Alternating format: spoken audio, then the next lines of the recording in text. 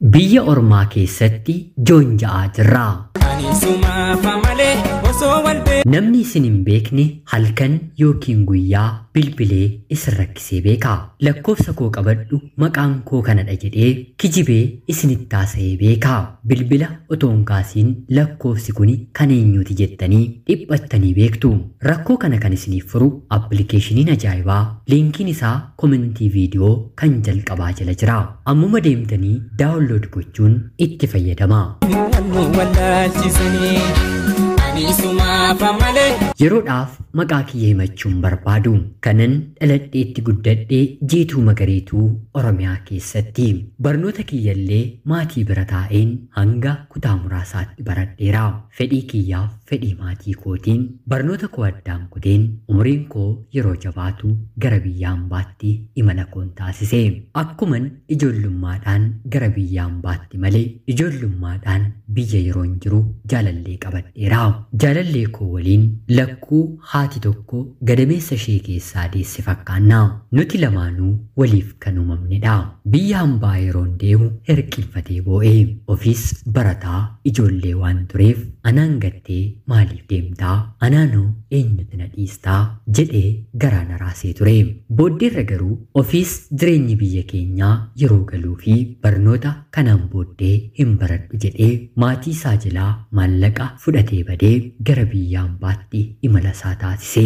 Jiruun biyya ormaa maal jireenya jedhu danda'uudha malee lachittuu si malee jedhee gootni keenyi artistii Haacaaluu Hundeessaa hammeenya jiruu biyya ormaa dubbateera mitiire. Har'a biyya ormaa ergan dhufee waggaa 9 lakkoofseera. Jaalallee koo waliin immoo waggaa 10. Bakka jaalalli jiru lolli walitti bu'iinsi darbee ni jiraata.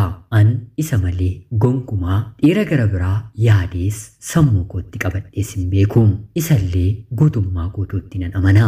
Lamaan keenyuu gara biyya ormaatti erga imallee booda bu'aa bahii hedduu keessa dabarree maatii keenya erga gargaarree garaa isaaniis geenyee booda walii galtee lamaan keenyaan jaarsa ergatee maatiin koollee tole jedhanii niikaa nuuf taasisanii haadha manaaf abbaa manaa taane.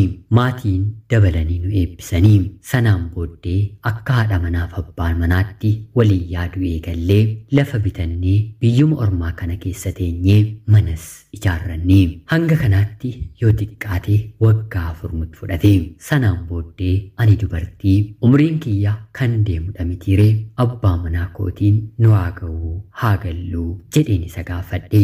Haa ta'uutii garuu abbaan manaan koo ture takkaa hamma waa taate naa guutuutti waggaa 1 naaf obsi jedhee na kadhata. Silaas anis maalin godharee kontiraata koo waggaa 1 dheereffadha.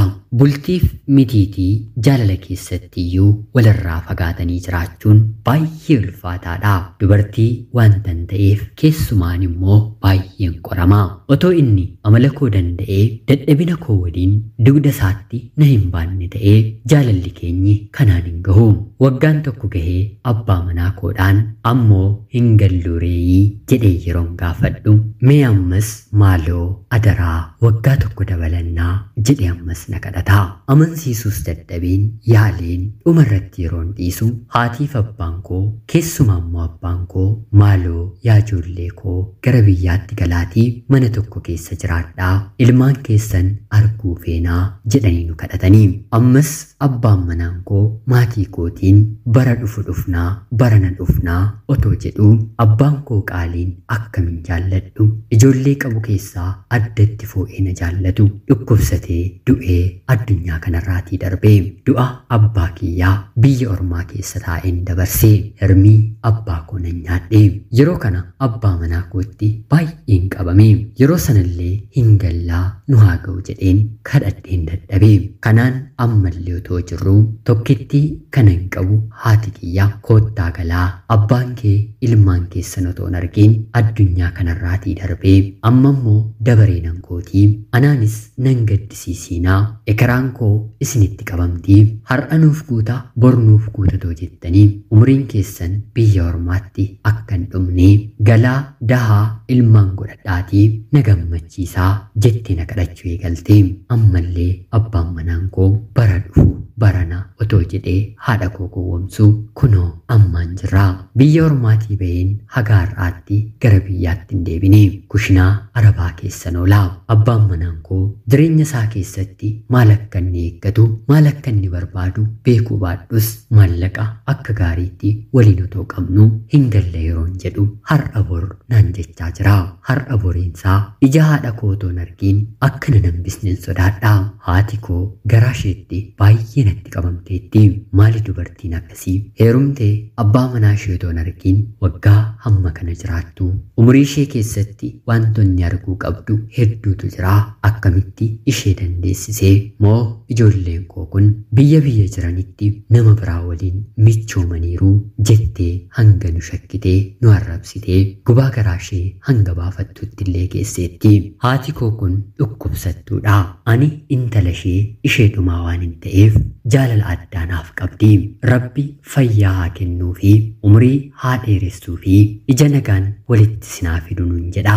Abbaa koof Rabbi garaa laafee cubbuusaaf dhiifama godhee gannata keessaa akka kaa'u naaf kadhadha.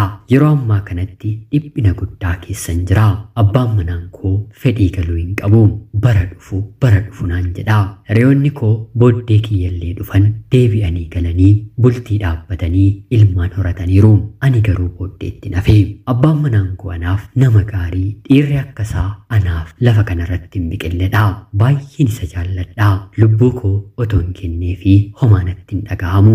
Fageenyaan waggaa amma kana walirraa turrus jaalalli keenya garuu kanuma ijoollummaati. Hiriyoonni koo tokko yeroon waa'ee isaa itti himu nan amananii. Gariin immoo hin natti naafu. Keenyi kunoo maallaqatti erginu akkana godhaa kee garuu amanamaadha. Rabbi tisuuf kennee nama kaayyoo qabu nan jijjiirama jedhee malee biyyatti galuu jibbee miti. Abbaa manaa dhama'uu qabdaa. Bultii keessan Rabbi siifaa eebbisuu kan naan jedhanillee hin dhibanii. Dhiisee galuun baay'ee natti ulfaate. Isa malee galuummoo hin danda'u.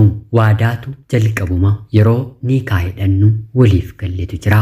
Mee hiriyoonni koo seenaa kiyya dhaggeeffattan abbaan manaan koo garaanaaf laafee gara biyyaatti akka galu kadhannaa keessanitti na gargaara.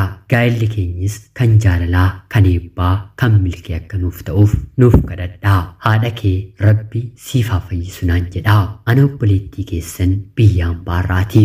Ulfaadhaa nagayaatti galatoomaa.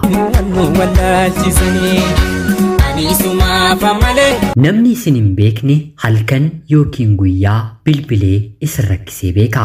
Lakkoofsa koo qabadhu maqaan koo kanadha jedhee kijibee isinitti haasa'ee beeka. Bilbila otoon kaasiin lakkoofsi kun kan eenyuuti jettanii dhiphattanii beektu. Rakkoo kana kan isiniif furu appilikeeshiniin ajaa'ibaa liinkiin isaa komentii viidiyoo kan jalqabaa jala jira. Ammuma deemtanii daawunlood gochuun itti fayyadama. Yooyyaa shamaa akkam jirtu kabajamtootaaf hordoftoota qophii Oromiyaa 24. Nagayaaf jaalalli tokkummaan bakka jirtan hundaatti hunda keessaniif haa ta'u jecha guyyaa irraallee seenaa obboleettiin keenya nuuf qooddee isiniif dubbiseen hin ga'a. Akkasin irraa barattaniif hubannoo cimaa irraa argattan homaa shakkii tokkollee hin qabu. Obboleettii keenya seenaa kee kana nuuf qooduu keetiif guddaa galatoomisiin jecha kabajamtootaaf hordoftoonni qophii Oromiyaa 24 kadhannaa keessanitti akka yaadattan Rabbi abbaa manaa ishee garaa laaffisee gara biyyaatti akka galchu haadha ishee jaallattuuni lubbuu akka dheeressuu fi akka fayyisuu fi kadhannaa keessanitti akka amantaa keessanitti yaadadhaafi jecha namni isin hin beekne bilbila keessan irratti yoo bilbila isiniif kenne immoo maqaa dogongoraa yoo isinitti hime namni isin hin beekne akkanuma yeroo isin hin jaallannetti bilbila isin jeequ maqaan isaa inni sirriin eenyu akka ta'e adda baafachuu barbaaddan kanaan booddee nama yookiin immoo hiriyaa lakkoofsicha beeku gaafachuun isin hin barbaachisu. Appilikeeshiniin ajaa'ibaa liinkiin isaa komentii jalqabaa viidiyoo kana jala jira. Liinkii sana tuquun mata duree dijitaal Oromiyaa akkuma isiniif banetti gadi siqxanii yeroo laaltan halluu diimaadhaan kan barreeffame daawunlood kan jedhu argitu. Bakka sana tuquun daawunlood godhaa ammumatti fayyadama. Yeroo keessan naaf kennitanii dhaggeeffachaa turuu keessaniitiif guddaa galatoomaa isiniin jedha. Rabbi bakka jirtanitti fayyaaf nagaa isiniif haa kennu. Qophii kana yoo jaallattan laayik, sheer gochuun gochuun na deeggara. Yaada yoo qabaattanis komentii jalatti naaf barreessaa. Obboloonni koo tokko gaaffiiwwan garaagaraa komentii jalatti naaf kaa'aa jirtu. Gaaffii keessan guyyaa guyyaatiin nan dubbisa. Yaada keessanis nan fudhadha. Gaaffii keessaniif deebii kennuuf haala mijeeffachaa waan hin jiruuf xiqqoo naaf obsaa. Anis jabaadhee akkan hojjedhuuf laayik, sheer, sabskiraayib gochuun na deeggaraan jedha. Namoonni chaanalii keenyaaf haaraa taatan anaa dhufu. Kun Oromiyaa 24 guyyaa guyyaatiin xalayaa jaalalaa seenaa jireenyaa nama barsiisuu bashannansiisuu danda'u isiniif qabattee waan dhiyaattuuf sabskiraayib gochuun maatii keenya argatatanii booda xalayaa jaalalaa seenaa jireenyaa nama barsiisuu bashannansiisuu yoo qabaattan karaa teelegiraamii karaa lakkoofsa bilbilaa kiyyaa duwwaa 937 naaf erguun irratti hirmaachuu hin dandeessu. Qopheessuuf qindeessuun isin waliin kanan ture ani Gammachiis Tashoomeeti. Seenaa gara biraatiin hanga walitti deebi'utti bakka jirtan maraan turtii gaarii horaa bulaa. Namni isin hin beekne halkan yookiin guyyaa bilbilee isin rakkisee beeka. Lakkoofsa koo qabadhu maqaan koo kanadha jedhee kijibee isinitti haasa'ee beeka.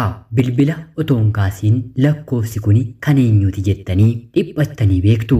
Rakkoo kana kan isiniif furu appilikeeshiniin ajaa'ibaa liinkiin isaa komentii viidiyoo kan jalqabaa jala jira. Ammuma deemtanii daawunlood gochuun itti fayyadama.